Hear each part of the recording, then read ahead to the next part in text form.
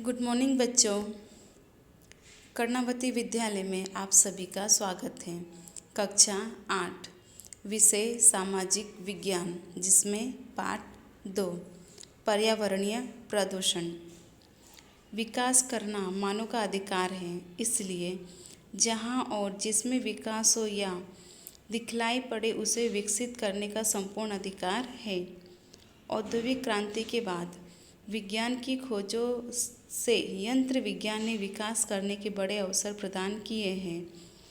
इन विकास से मानव जीवन में बहुत ही परिवर्तन हुए हैं।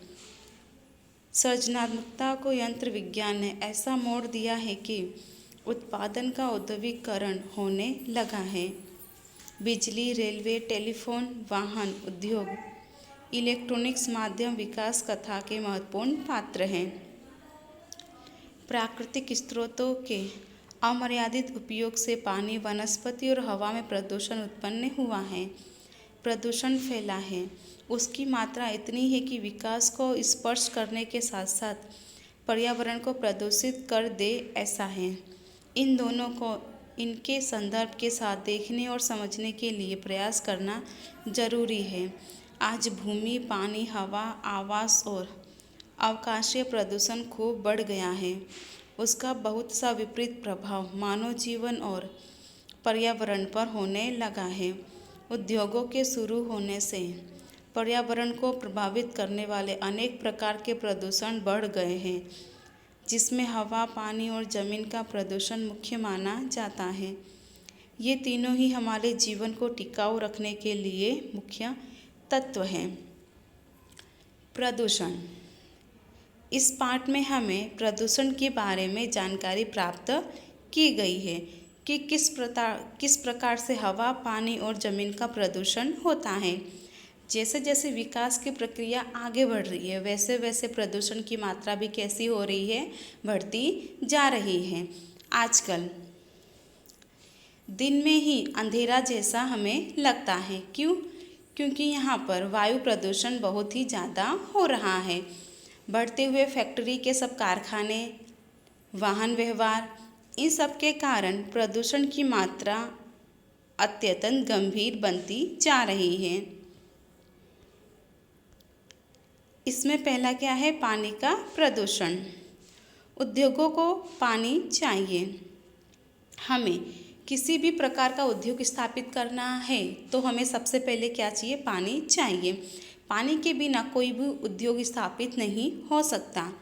प्रक्रिया में माल बनाने या अन्य उद्देश्य के लिए यह पानी अस्वच्छ हो जाता है, अर्थात उसे अनुपयोगी समझ उसे नदी, नाली या खुली जमीन पर छोड़ दिया जाता है। जो केमिकल वाले पानी होते हैं उसे क्या नाले में या फिर कोई भी खुली जगह, नदी, किसी भी जगह पर छोड़ दिया जाता है, जिससे अन्य पानी भी प्रदूषित हो जाता है।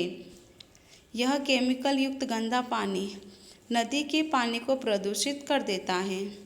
उद्योगों द्वारा छोड़ा गया पानी नदी के जल प्रवाह को प्रदूषित कर देता है। साथ ही जमीन पर फैला पानी जमीन में नीचे उतरता है। यह पानी भूगर्भ जल को भी प्रदूषित करता है।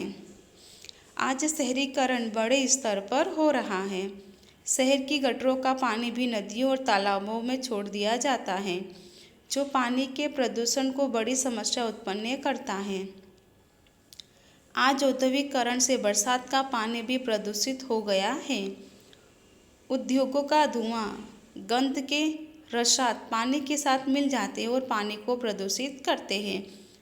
जो केमिकल युक्त पानी होते हैं उससे, धुएं से और उसके गंध से रसायन पानी के साथ मिल जाते हैं और पानी को प्रदूषित करते हैं। उद्योगों और कारखानों में उपयोग किया गया गंदा पानी नदी, नाले और जमीन पर छोड़ दिया जाता है। तब पानी में रहने वाले जलचर प्राणी भी नष्ट हो जाते हैं। मछलियों के मरने की कई घटनाएं हमने देखी हैं। समुद्र के अंदर तेल रिसाव से समुद्र का पानी भी प्रदूषित होता है। जल प्रदूषण से कॉलेरा, पीलिया, उल्टी जैसे रोग फैलते हैं। शायद आज इसलिए अपने यहाँ यात्रा में, ऑफिस या स्कूल में जाने वाले बच्चों को पानी की बोतल रखनी पड़ती है। हमारी बहुत सी नदियाँ गटर के समान बन गई हैं। नदियों का गंदा पानी खेती के काम में उपयोग किया जाता है, जिसके परिणाम स्वरूप उत्पन्न होने वाली फसलें, घास चारा, साग सब्जी भी प्रदूषण से भरपूर होती हैं।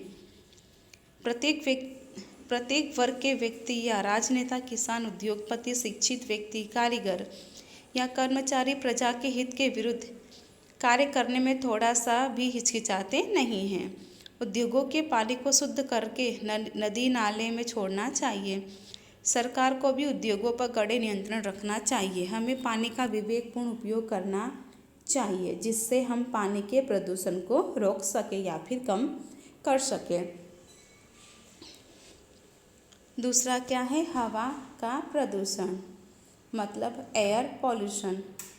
आज पानी की तरह हवा का प्रदूषण भी संसार में बड़ी समस्या उत्पन्न कर रहा है। जिस तरह से पानी की प्रदूषण हो रहा है, उसी प्रकार से हवा का प्रदूषण भी संसार में एक बड़ी समस्या उत्पन्न कर रहा है। प्रत्येक शहर और कितने ही ग्रामीण क्षेत्रों में निश्चित प्रकार के उद्योग विकसित हुए हैं। उद्योगों में से छोड़ी जाने वाली गैसें, धुआं हवा से मिलने से हवा का प्रदूषण होता है, जिसका अभी का एग्जाम्पल आप दिल्ली शहर को ले लो। उसमें हवा का प्रदूषण इतना है कि वहाँ की हवा भी जहरीली गैस के समान हो गई है, जिससे बच्चों को या फिर जो बुजुर्ग लोग होते हैं उन्हें सांस लेने में दिक्कत होती है। यह सब किसके कारण हो रहा है? हवा के प्रदूषण के कारण हो रहा है। उद्योगों में से छोड़ी जाने वाली गैस, धुआं हवा में मिलने से हवा का प्रदूषण होता है।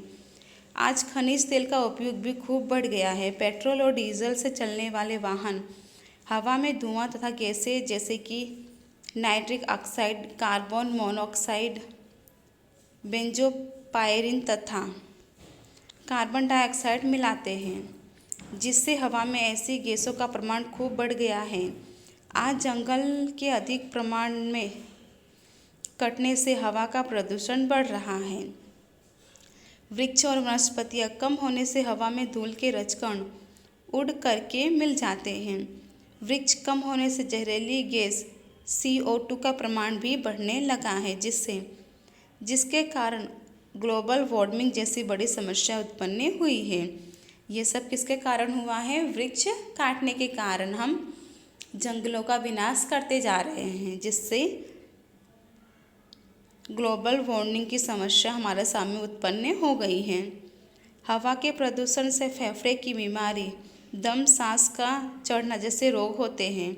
हवा में उड़ने वाले धूल के कण से सर्दी, खांसी जैसे रोग होते हैं। अधिक प्रदूषण होने से काम, दम घुटने के कारण बहुत से प्राणियों की मृत्यु हो जाती है। हवा के प्रदूषण के कारण गर्मी की मात्रा भी बढ़ रही है। कभी कभी ऐसी गैसों का बरसात मिल जाने के कारण एसिड की बरसात होती है, जो वनस्पतियों और प्राणियों को खूब नुकसान पहुंचाती है। हवा के प्रदूषण को रोकने के लिए नियम बनाने चाहिए। अधिक से अधिक वृक्ष लगाने चाहिए।